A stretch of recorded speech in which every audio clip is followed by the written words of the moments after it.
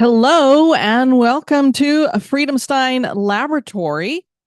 I am your host, Freedomstein Munster, aka Diane Student.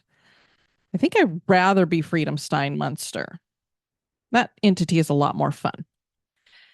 Anyway, let's see. Today is the 28th of December. The end of the year is almost here. Can you believe how quickly this year is gone? I know they say the older you get, the faster it goes, but it really feels like 2025 just went zoom. I don't know about you guys. I've entitled this episode Dreaming While Awake.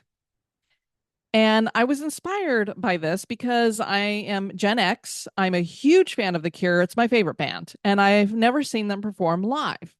And I think it was about a year and a half ago, they were doing a tour across America and they were going to come to Tampa.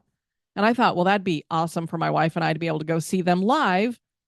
And then I went in to buy tickets and I saw that the cheapest ones were $600 each. And I went, I don't want to pay $1,200 for a concert. Not in the budget. So I was really bummed about that. But, well, then I saw that our local performing arts center here had a tribute band coming through. And the name of the show was going to be A Nightmare Before Curemas. And this is a Cure tribute band. So I thought, sounds fun. And I thought, well, it's talking about A Nightmare Before Christmas. I wonder if it has something to do with A Nightmare Before Christmas, because clearly I would be a fan of that. I know.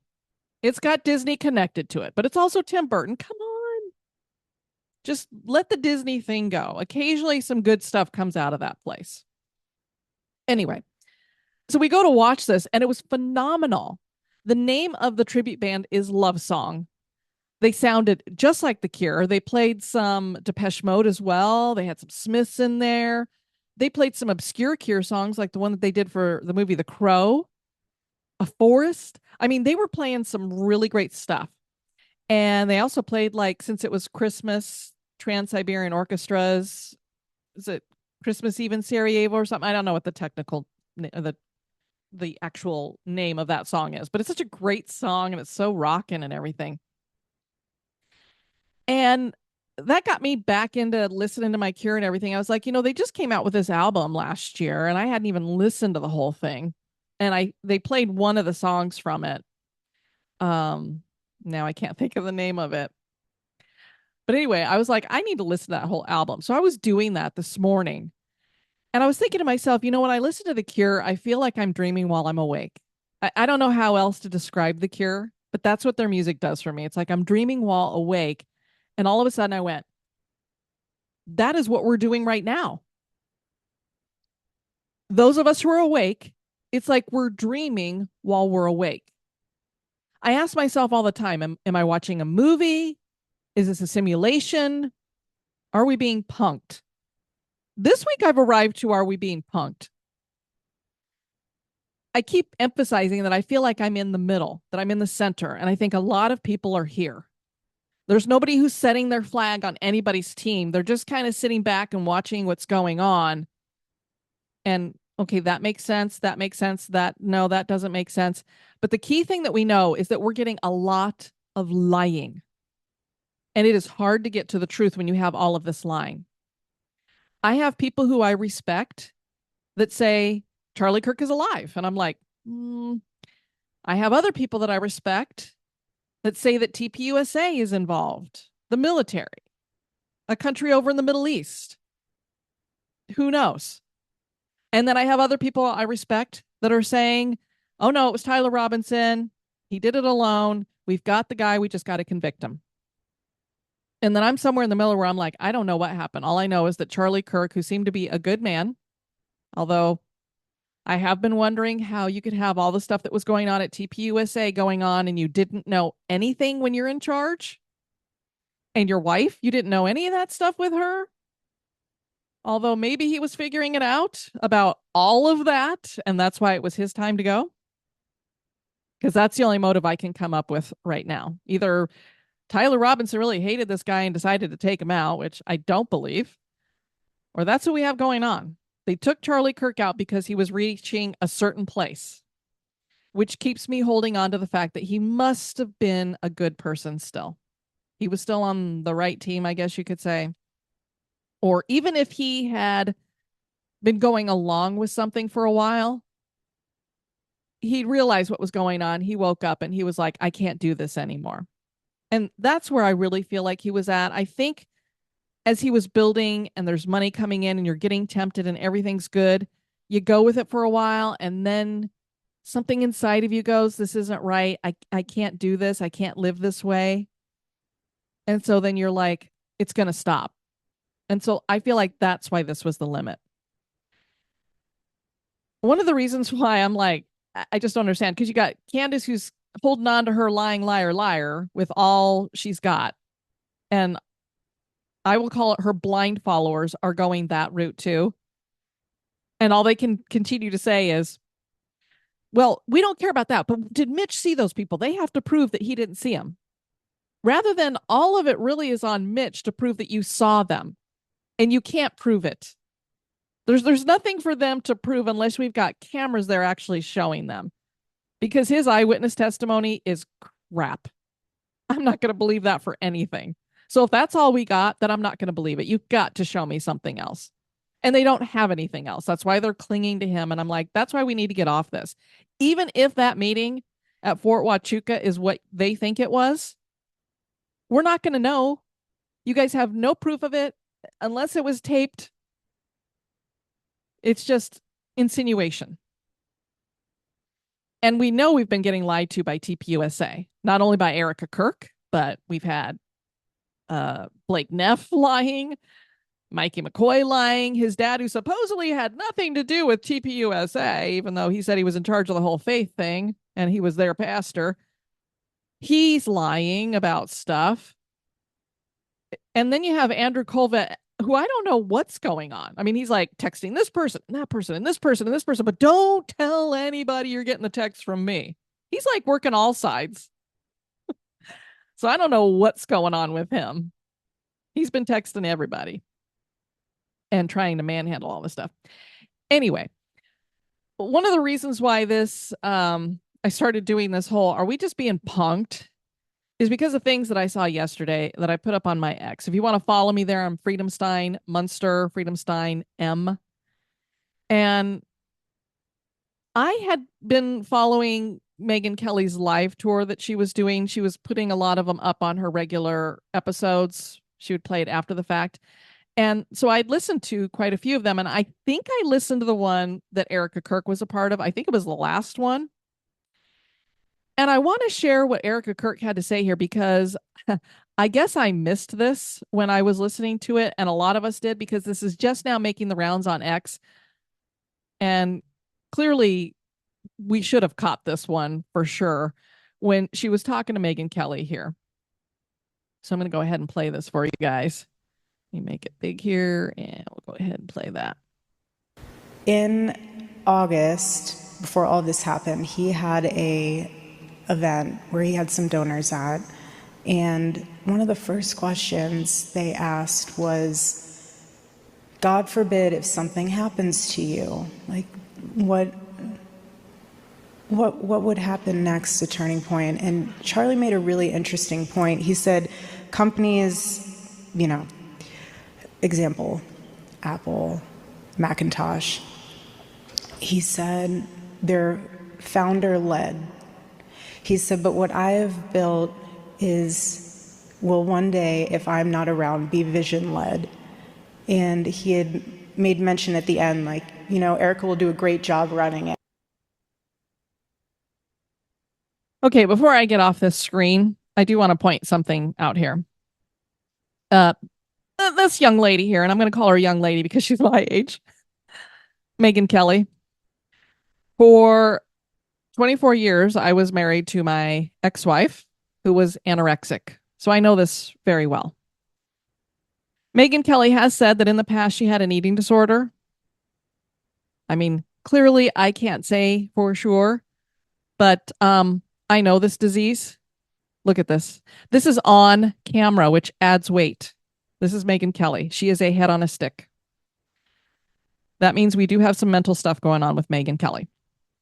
I like the woman. I respect her.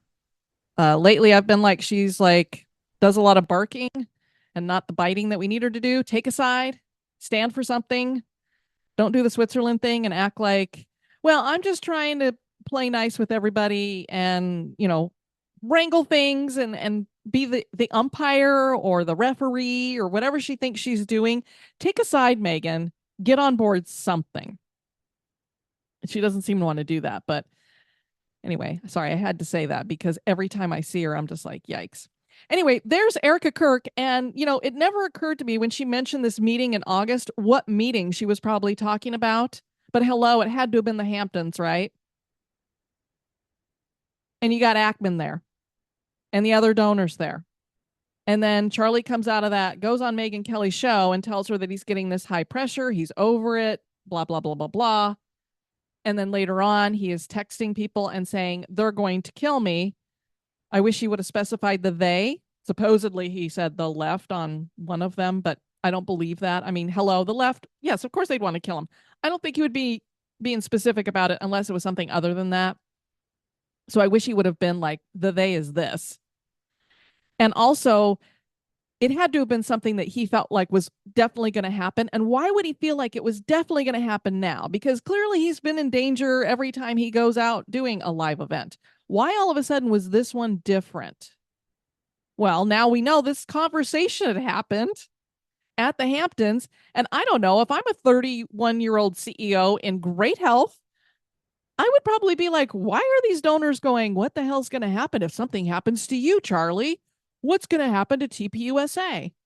I don't think people usually walk up to CEOs and go, what's going to happen to Disney, Bob Iger, if you were to die? That doesn't happen in these meetings. So why did that come up?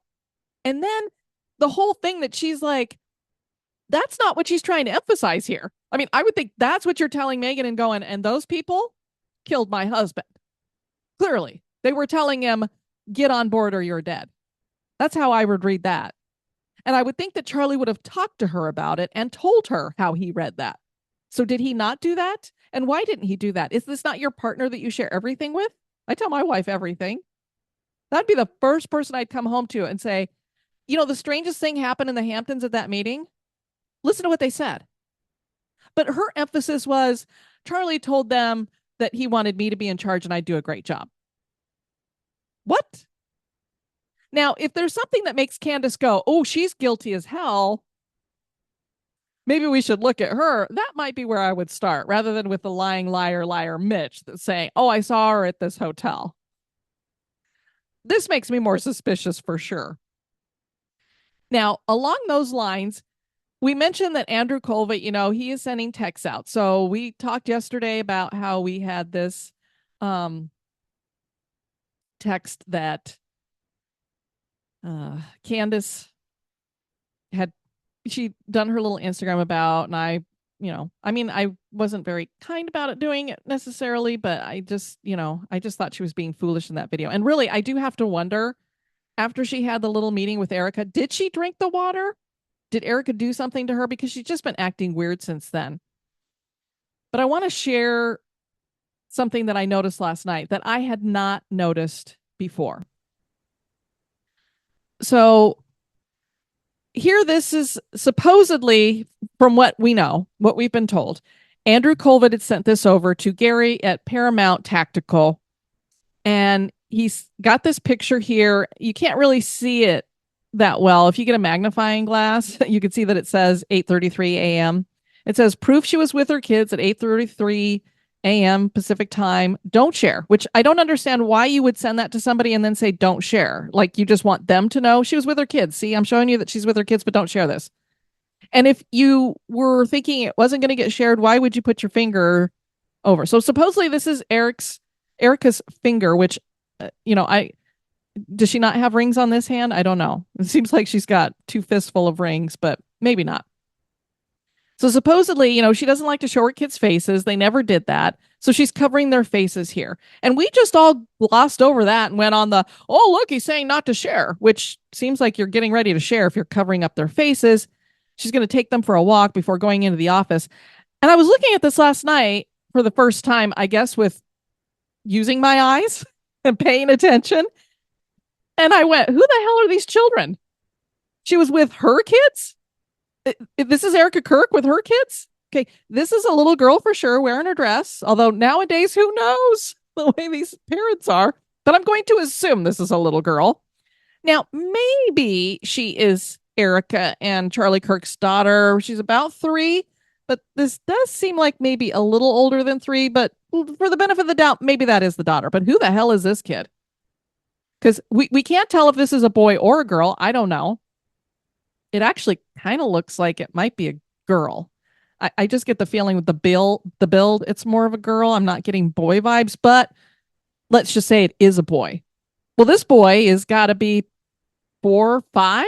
I'm thinking their son isn't even 2, right? So who's this kid? So I'm like, who are these children? What is this picture of? Why did you share this? This is her proof, her alibi that she was at home with her kids that morning. Whose kids? Those aren't their kids. I don't know where the hell she was. It'd be one thing if she was like with some kids or her niece and nephew or something like that, but it says specifically her kids. So I'm like, what the hell's that supposed to prove?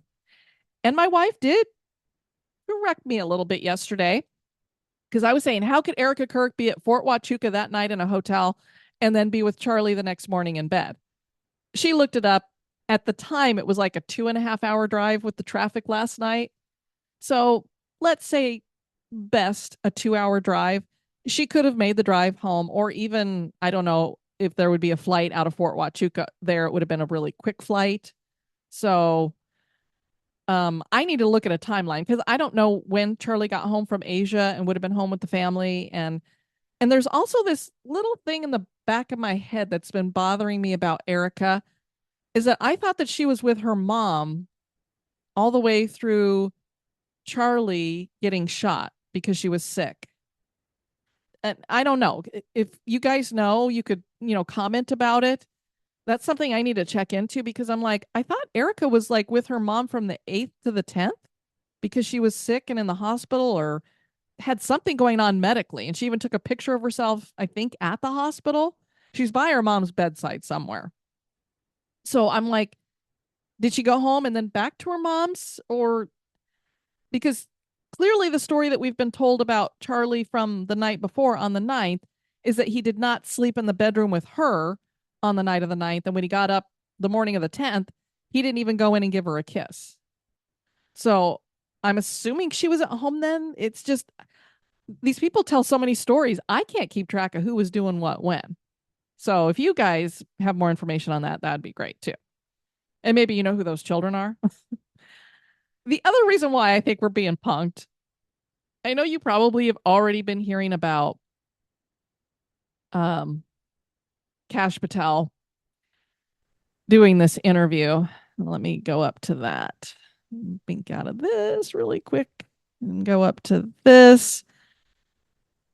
So Kash Patel is doing this interview with his girlfriend. Let's go ahead and play that for you guys. Personal level, of course, I wish we didn't have to deal with the attacks. Like, she should be out there touring and crushing it on the country music stage as she always has been, and she shouldn't have to deal with the collateral consequence of just being the FBI director's girlfriend. But I think with the hypersensitive nature of the media, especially the social media space, people come at you because it takes me back to like when I first did an investigation of consequence, Benghazi or Russiagate or what have you.